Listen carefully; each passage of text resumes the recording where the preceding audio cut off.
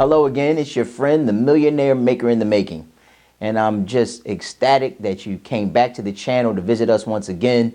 And you know it's our vision and mission here at Regal Living to provide you with content that will help you live the most incredible life you could ever imagine, a life fit for royalty. Now today I'm reflecting on a very interesting truth, one that possesses the power and potential to make us free in every way and in every area of our lives. It's frequently misunderstood, and because of this, many are relegated to the sidelines of their lives, transformed into spectators and mere observers. Over a sustained period of time, we tend to learn to settle because of this nebulous misconception. I'm talking about ease and comfort. In some small or great way, everyone desires it. I mean, who wouldn't want to take it easy, to take the easy way, to do the least we could, to have our leisure all the time, to let someone else do the hard work? Who wouldn't want to be free from all responsibility, to have their bills taken care of by someone else, to have all they want in life without having to pay the price? Who wouldn't want to lie around all day until we felt like getting up and walking around in our pajamas until we felt like doing something fun? Who wouldn't want to commit only to doing the things that make us feel good and happy, all the things that we enjoy? Wait for it. Wait for it. The answer is no one. See, most of the world's population fools itself into believing this is what would make us happy. But the truth is, according to science, it's what makes us our most miserable. I believe we don't fully understand our essence, our true construct. We are formed from the all-creative, all-powerful, all-productive God substance. We are spirit. And we were created to be fruitful and multiply and to replenish the earth. We come from the God substance that evidenced his own diligence, creativity, purposefulness, and selflessness in his ultimate creative acts of forming the earth, delivering it from its formlessness and void. He worked 6 days and rested only one. So noted experts in the fields of psychology and psychiatry all agree. Humanity deludes itself into believing that full-time leisure is the best condition for us. But it's a fallacy, a misdirected dream, a self-destructive fantasy to think we're supposed to take it easy, to do no real work, to apply no effort in life. Just think about it. This mentality and disposition is evidenced in how we part others' presence. We tend to say things like, take it easy. Don't work too hard. I used to tell people, take it light. What horrible advice or wish with which to leave someone. The truth is, we're at our very best when we're not taking it easy, when we're being creative, productive, and assertive. We're at our best when we're deeply engaged in working hard.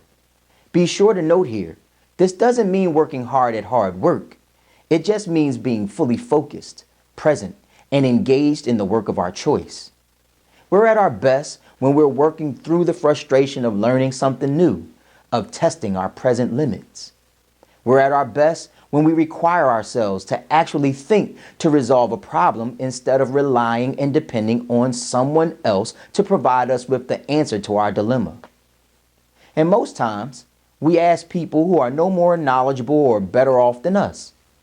That's how illogical our thinking becomes when we've been settling for ease and comfort too long. Fulfilling dreams is hard work. Realizing one's why is hard work. Manifesting one's visions is hard work. Achieving success in any way isn't easy. Changing one's life isn't easy by any stretch of the imagination. Helping and serving others to do the same is a real challenge. But all this hard work, effort, and personal sacrifice is worth it. It's what makes us our best and highest self. Far too frequently, people make the common mistake of thinking what they must do to realize their goal, to fulfill their dreams, to actualize their whys. And this is the beginning of our woes. This is a question to be satisfied, a problem to resolve. But it's not the first question to satisfy or first problem to resolve. The hardest work any of us will engage in and endure is the work of becoming the value we seek to have in our lives. The hardest tasks are those that speak to a mental transformation, the changing of our language and self-talk, the change of our daily habits, and the modulation of the tone of our emotional state. Without committing to the hard work of conversion, we could not and will not realize our most fulfilling, whole, and enriched life. In tandem with this mental overhaul comes the hard work of habit reformation and self-sacrifice. Brian Tracy points out in his E versus E formula, entertainment versus education, that 80% of the world's population is stuck in the rut of survival, scuffling, juggling their chaos and challenges and overall unhealthy habits and behavior because they favor entertainment, ease, and comfort over the work of educating themselves. The 80% spends their valuable time wasting it on watching useless TV programming. They spend their time engrossed in the mind-numbing, depressing lies of the mainstream news, broadcasts, and papers. They spend their time playing games. They spend their time out at dinners, eating their time and resources away. They spend their time sleeping their opportunities away. They spend their time rehearsing their problems, challenges, weaknesses, disappointments, and failures. Notice that 80% waste their time due to some self-defeating disciplines and habits. It's not that they don't have disciplines and habits at work in their lives. Their habits just don't serve their highest desires and intentions very well. Their intentions and desires are out of harmony with their actions, language, and habits. On the other hand, 20% of the world's population commits to the hard work of self-development. They opt for education over entertainment. While the 80% is watching TV, they're reading some instructional, edifying, life-changing literature. While the 80% is rehearsing their problems, etc., the 20% is envisioning their dreams, visions, goals, and whys fulfilled. And they're working towards their realizations. While the 80% is complaining about the context of their lives, the 20% is rolling up their sleeves and getting knee deep in the transformative process. While the 80% is feeling sorry for themselves and wallowing in self-pity, the 20% is encouraging themselves and putting it all on the line to conquer the mountains of their challenges. The 20% are the creators and innovators. They're the few making it good for the many. They're the real game changers, the world changers, the true benefactors of the world.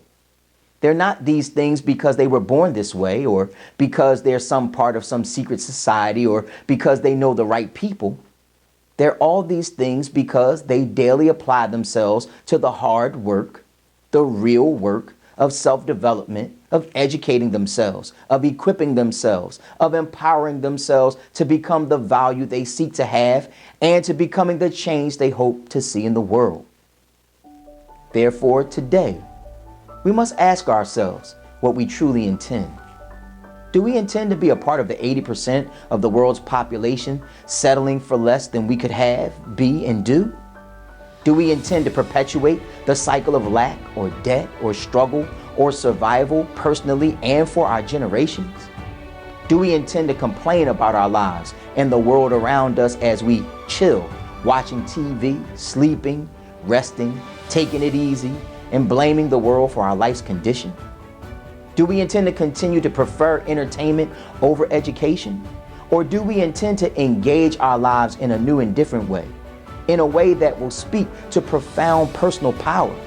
Do we intend to take ownership of our lives and work hard and tirelessly towards the realization of our total freedom? Do we intend to become the value we hope to have in our lives? The choice is ours. It's truly up to us.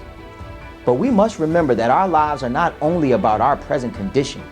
Our lives are the foundations upon which our generations are built. So what do you choose? Work or ease and comfort? Tragically, choosing ease and comfort today results in tomorrow's miserable, necessary, and unavoidable toil. Are you going to be of the 80% or the 20%? Achieving success is hard work because the real work is getting our minds right. So today, if you so choose, commit to the work of getting your mind right. We can't have success until we become one. And remember, it's regality always.